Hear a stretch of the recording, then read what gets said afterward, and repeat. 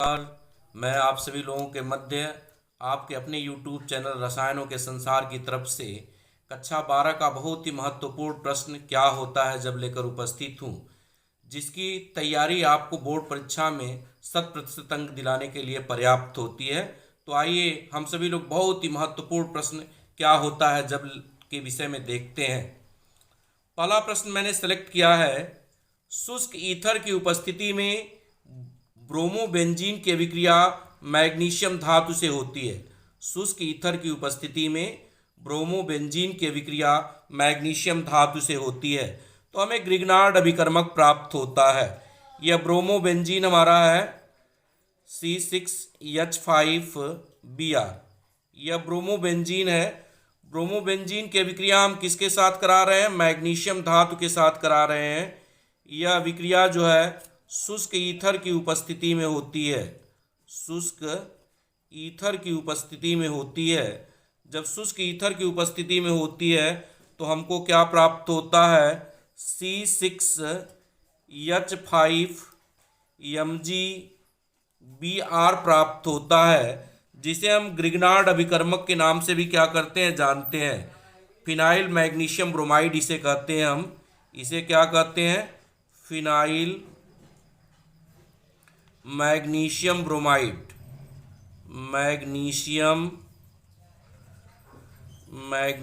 Bromide के नाम से क्या करते हैं जानते हैं। यह एक ग्रिग्नार्ड अभिकर्मक होता है। तो शुष्क ईथर की उपस्थिति में ब्रोमोबेंजीन की अभिक्रिया अगर मैग्नीशियम धातु से कराते हैं तो हमें क्या प्राप्त होता है? ग्रिग्नार्ड अभिकर्मक प्राप्त होता है, जिसे हम फिनाइल मैग्नीशियम ब्रोमाइड के नाम से क्या करते हैं जानते हैं। उसके बाद मैंने लिया है कि एथिल ब्रोमाइड को सोडियम एथॉक्साइड के साथ अभिकृत किया जाता है। जब हम एथिल ब्रोमाइड को सोडियम एथॉक्साइड के साथ अभिकृत करते हैं तो हमें डाई एथिल ईथर प्राप्त होता है C2H5Br। यह एथिल ब्रोमाइड है। एथिल ब्रोमाइड की विक्रिया हम किसके साथ करा रहे हैं? सोडियम एथॉक्साइड के साथ करा रहे हैं, NaOC2H5, जिसे हम सोडियम एथॉक्साइड के नाम से कराते हैं जानते हैं। जब हम अभिकृत कराते हैं तो अभिक्रिया के फलस्वरूप हमको क्या प्राप्त होता है? C2H5 सिंगल बॉन्ड C2H5 प्राप्त होता है। साथ ही साथ जो होता है NaBr प्राप्त होता है। इसे हम डाई एथिल ईथर के नाम से जानते हैं। यह जो आपका है यह क्या है? डाई एथिल ईथर है। तो इस तरह से अगर हम एथिल ब्रोमाइड को सोडियम एथॉक्साइड के साथ अभिकृत करते हैं तो हमें डाई एथिल ईथर प्राप्त होता है। उसके बाद है क्लोरोबेंजीन नाइट्रिक अम्ल के साथ अभिक्रिया करता है। जब हम क्लोरोबेंजीन की अभिक्रिया जो होते हैं, ये बेंजीन रिंग है, बेंजीन रिंग के ऊपर Cl समूह क्लोरोबेंजीन हो गया। क्लोरोबेंजीन की अभिक्रिया अगर हम क्या करते हैं? सांद्र नाइट्रिक अम्ल के साथ कराते हैं, HNO3 के साथ कराएंगे। तो HNO3 के साथ अभिक्रिया कराने के फलस्वरूप जो होता है हमको क्या प्राप्त हो जाएगा? हमको सामान्यतः जो है यह Cl हो जाएगा। यहाँ पर हमको क्या प्राप्त हो जाएगा? NO2। साथ ही साथ यहाँ से एक हाइड्रोजन परमाणु विस्थापित होता है और किसका निर्माण कर लेता है? यहाँ पर यह OH है, मिलकर जो है H2O का निर्माण कर लेता है। इसे हम अल्फा क्लोरोनाइट्रोबेंजीन के नाम से जानते हैं, आर्थो क्लोरोनाइट्रोबेंजीन के नाम से जानते हैं। आर्थो क्लोरोनाइट्रोबेंजीन नाइट्रोबेंजीन के नाम से क्या करते हैं जानते हैं। तो इस तरह से अगर हम क्या करते हैं, क्लोरोबेंजीन की नाइट्रिक अम्ल के साथ अभिक्रिया कराते हैं तो हमें आर्थो क्लोरोनाइट्रोबेंजीन प्राप्त होता है। इसके बाद हम सभी लोग देख लेते हैं, क्लोरोबेंजीन को जलीय NaOH के साथ 673 केल्विन तथा 300 वायुमंडलीय ताप पर गर्म किया जाता है। 300 वायुमंडलीय दाब पर गर्म किया जाता है। ये क्लोरोबेंजीन है। क्लोरोबेंजीन को हम लिख सकते हैं C6H5Cl। यह क्लोरोबेंजीन है। इस क्लोरोबेंजीन की विक्रिया किसके साथ कराते हैं? NaOH के साथ कराते हैं, सोडियम हाइड्रोक्साइड के साथ कराते हैं। यह विक्रिया जो होती है किस पर होती है? 300 वायुमंडलीय दाब पर होती है। यह अभिक्रिया जो होती है 623 केल्विन व 300 वायुमंडलीय दाब पर होती है, 300 एटीएम पर होती है। तो अभिक्रिया के फलस्वरूप हमको क्या प्राप्त हो जाता है? फिनॉल प्राप्त हो जाता है, C6H5OH प्राप्त हो जाता है, जिसे हम सामान्यतः जो होते हैं फिनॉल के नाम से क्या करते हैं? जानते हैं। साथ ही साथ हमें सोडियम क्लोराइड प्राप्त होता है, NaCl प्राप्त होता है। उसके बाद है एथिल क्लोराइड को जलीय KOH के साथ गर्म किया जाता है। एथिल क्लोराइड को जलीय KOH के साथ गर्म किया जाता है। तो आइए हम एथिल क्लोराइड का सूत्र देख लेते हैं, C2H5Cl। C2H5Cl को हम एथिल क्लोराइड के नाम से जानते हैं। एथिल क्लोराइड की विक्रिया किसके साथ हम करा रहे हैं? जलीय KOH के साथ करा रहे हैं, KOH एक्वस। KOH एक्वस के साथ जब कराते हैं, जलीय KOH के साथ कराते हैं, तो हमें क्या प्राप्त हो जाता है? एथिल अल्कोहल प्राप्त हो जाता है, C2H5OH प्राप्त हो जाता है, जिसे हम एथिल अल्कोहल के नाम से क्या करते हैं? जानते हैं। क्या प्राप्त हो जाता है? एथिल अल्कोहल प्राप्त हो जाता है। तो इस तरह से हमें क्या प्राप्त हो जाता है? एथिल अल्कोहल प्राप्त हो जाता है। उसके बाद है क्या होता है जब एथिल अल्कोहल के आधिक्य को सान H2SO4 के साथ 140 डिग्री सेल्सियस पर गर्म किया जाता है। एथिल अल्कोहल के आधिक्य को C2H5OH, इसको जब हम क्या करते हैं H2SO4 के साथ जब हम इसको गर्म करते हैं, तो गर्म करने के फलस्वरूप हमको क्या प्राप्त हो जाता है? C2H5HSO4 प्राप्त हो जाता है, C2H5HSO4 प्राप्त हो जाता है, जिसे हम एथिल हाइड्रोजन सल्फेट के नाम से जानते हैं। साथ ही साथ जो होता है हमें जल प्राप्त होता है। अब यह एथिल हाइड्रोजन सल्फेट है C2H5HSO4। यह एथिल हाइड्रोजन सल्फेट जो है यह पुनः जो है C2H5OH के साथ अभिक्रिया करता है, मतलब एथिल अल्कोहल के आधिक्य में अभिक्रिया करता है। तो हमको क्या प्राप्त हो जाता है? हमको प्राप्त हो जाता है C2H5 सिंगल बॉन्ड C2H5, जिसे हम डाई एथिल ईथर के नाम से जानते हैं। साथ ही साथ जो होता है हमें सल्फ्यूरिक अम्ल प्राप्त होता है। तो इस तरह से हमें क्या प्राप्त हो जाता है? डाई एथिल ईथर प्राप्त हो जाता है। अगर हम क्या करते हैं एथिल अल्कोहल के आधिक्य को सान H2SO4 के साथ 140 डिग्री सेल्सियस पर गर्म करते हैं, तो 140 डिग्री सेल्सियस पर गर्म करने पर हमको क्या प्राप्त हो जाता है? डाई एथिल ईथर प्राप्त हो जाता है। आइए हम नेक्स्ट प्रश्न देख लेते हैं। आइसोप्रोपिल अल्कोहल की वाष्प को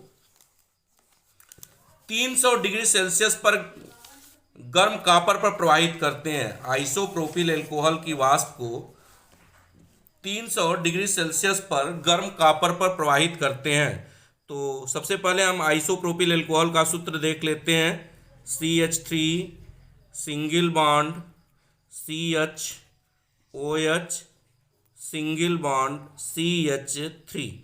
इसे हम आइसोप्रोपिल अल्कोहल के नाम से जानते हैं। इस आइसोप्रोपिल अल्कोहल को 300 डिग्री सेल्सियस पर गर्म कॉपर पर हम प्रवाहित करते हैं, तो यह ऑक्सीकरण के फलस्वरूप जो होता है क्या देता है? इसका ऑक्सीकरण होता है। ऑक्सीकरण के फलस्वरूप यह एसीटोन में परिवर्तित हो जाता है। ऑक्सीकरण होता है, कॉपर चूर्ण पर 300 डिग्री सेल्सियस ताप होता है। अभिक्रिया के फलस्वरूप हमको क्या प्राप्त हो जाता है? CH3 single bond C double bond O, जिसे हम सामान्यतः जो होते हैं एसीटोन के नाम से क्या करते हैं? जानते हैं। क्या प्राप्त हो जाता है? CH3 single bond C double bond O single bond CH3, जिसे हम एसीटोन के नाम से क्या करते हैं? जानते हैं। और साथ ही साथ जो होता है जल प्राप्त होता है, H2O प्राप्त होता है। अब आइए दूसरा प्रश्न है, एथिल अल्कोहल की वाष्प को Al2O3 पर 250 डिग्री सेल्सियस पर प्रवाहित करते हैं। एथिल एल्कोहल के वाष्प को Al2O3 पर 250 डिग्री सेल्सियस पर प्रवाहित करते हैं। तो अभिक्रिया के फलस्वरूप जो होता है हमें डाई एथिल ईथर प्राप्त होता है 2C2H5OH। 2C2H5OH यह जो है Al2O3 पर यह 250 डिग्री सेल्सियस Al2O3 की उपस्थिति में 250 डिग्री सेल्सियस पर जब हम इसे अभिकृत करते हैं तो क्या देता है C2H5 single bond O single bond C2H5 देता है। साथ ही साथ जो होता है हमें क्या प्राप्त हो जाता है, जल प्राप्त हो जाता है।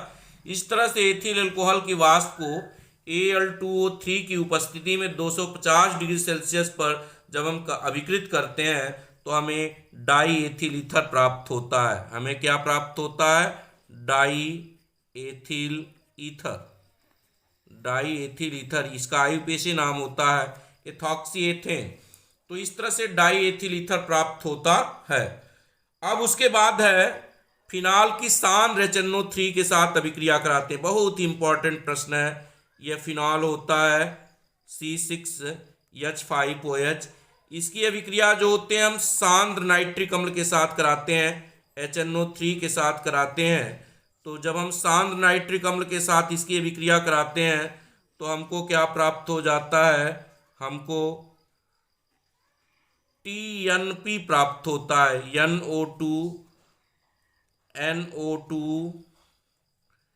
NO2 प्लस तीनों स्थान से जहाँ पर NO2 जुड़ा वहाँ से 3 हाइड्रोजन पृथक हुए हैं। 3 हाइड्रोजन यहाँ पर अभिक्रिया करके किसका निर्माण कर लेते हैं, 3H2O का निर्माण कर लेते हैं। इसे हम TNP कहते हैं या इसे पिक्रिक अम्ल कहते हैं, या पिक्रिक अम्ल इसका पूरा नाम होता है TNP, या इसे पिक्रिक अम्ल के नाम से जानते हैं। पूरा नाम होता है 2,4,6 ट्राइनाइट्रोफिनॉल। पूरा नाम होता है 2,4,6 ट्राइनाइट्रोफिनॉल। तो फिनाल के सांद्र नाइट्रिक अम्ल के साथ अभिक्रिया कराते हैं तो हमें TNP या पिक्रिक अम्ल प्राप्त होता है, जिसका पूरा नाम जो होता है TNP होता है। उसके बाद है एथिल अल्कोहल को आयोडीन और NaOH के साथ गर्म करते हैं। एथिल अल्कोहल को आयोडीन व NaOH के साथ गर्म करते हैं। तो यह एथिल अल्कोहल है CH3CH2OH। एथिल अल्कोहल को हम किसके साथ गर्म करते हैं, आयोडीन I2 और NaOH के साथ, NaOH के साथ जब हम गर्म करते हैं इनकी उपस्थिति में तो हमको क्या प्राप्त होता है, एसिटाल्डिहाइड प्राप्त होता है, CH3CHO प्राप्त होता है। क्या प्राप्त हो जाता है, CH3CHO प्राप्त हो जाता है। और साथ ही साथ जो होता है जल प्राप्त होता है। क्या प्राप्त होता है, हमें एसिटाल्डिहाइड प्राप्त होता है। एसिटाल्डिहाइड प्राप्त होता है और जल प्राप्त होता है। उसके बाद है NaOH की उपस्थिति में फिनाल को CCl4 के साथ गर्म करके जल अपघटित करते हैं। तो ये बहुत पॉपुलर समीकरण है जिसके फलस्वरूप जो होता है हमें सिनेमिक अम्ल प्राप्त होता है। जिसके फलस्वरूप जो होता है हमें क्या प्राप्त होता है, सिनेमिक अम्ल प्राप्त होता है। यह फिनॉल हमारा है। फिनॉल पर हम किसकी अभिक्रिया कराएंगे, CCl4 कार्बन टेट्राक्लोराइड और NaOH 4NaOH के साथ जब हम इसको अभिकृत करेंगे तो अभिक्रिया के फलस्वरूप जो होता है गर्म करेंगे तो अभिक्रिया के फलस्वरूप हमको क्या प्राप्त हो जाएगा, हमको प्राप्त हो जाएगा single bond OH, single bond COOH, यहाँ पर कार्बोक्सिलिक समूह जुड़ जाएगा और क्या प्राप्त हो जाएगा 4NaCl सोडियम क्लोराइड प्राप्त हो जाएगा और जल का 2 अणु प्राप्त हो जाएगा। इसे हम किसके नाम से जानते हैं, इसे हम सामान्यतः जो होते हैं सैलिसिलिक अम्ल के नाम से जानते हैं। यह जो आपका है इसे हम सैलिसिलिक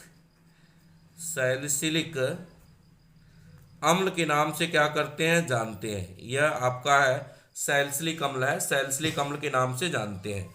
उसके बाद हमने एक प्रश्न लिया है, एथेनॉल को PCl5 के साथ अभिकृत करते हैं। एथेनॉल C2H5OH, यह एथेनॉल है, इसकी अभिक्रिया अगर हम PCl5 के साथ कराते हैं, फास्फोरस पेंटाक्लोराइड के साथ कराते हैं, तो हमें क्या प्राप्त होता है, एथिलाइल क्लोराइड प्राप्त होता है। हमें एथाइल क्लोराइड प्राप्त होता है, C2H5Cl। क्या प्राप्त होता है, एथाइल क्लोराइड प्राप्त होता है। साथ ही साथ POCl3 और हाइड्रोक्लोरिक अम्ल प्राप्त होता है। अगर हम एथेनॉल की PCl5 के साथ अभिक्रिया कराते हैं तो हमें एथाइल क्लोराइड प्राप्त होता है, C2H5Cl प्राप्त होता है। साथ ही साथ जो होता है फास्फोरस ऑक्सीक्लोराइड प्राप्त होता है और हाइड्रोक्लोरिक अम्ल प्राप्त होता है। और साथ ही साथ क्या प्राप्त होता है, हाइड्रोक्लोरिक अम्ल प्राप्त होता है। अब आइए हम नेक्स्ट आगे देखते हैं 13वां प्रश्न। फिनाल को जिंक चूर्ण के साथ, फिनाल को जिंक चूर्ण के साथ हम क्या करते हैं, अभिकृत करते हैं। फिनाल है, फिनाल को हम जिंक चूर्ण के साथ क्या करेंगे, अभिकृत करेंगे। यह फिनॉल हमारा फिनॉल है। फिनॉल की अभिक्रिया हम किसके साथ कराते हैं, फिनॉल की अभिक्रिया जिंक के साथ कराते हैं, Zn के साथ कराते हैं।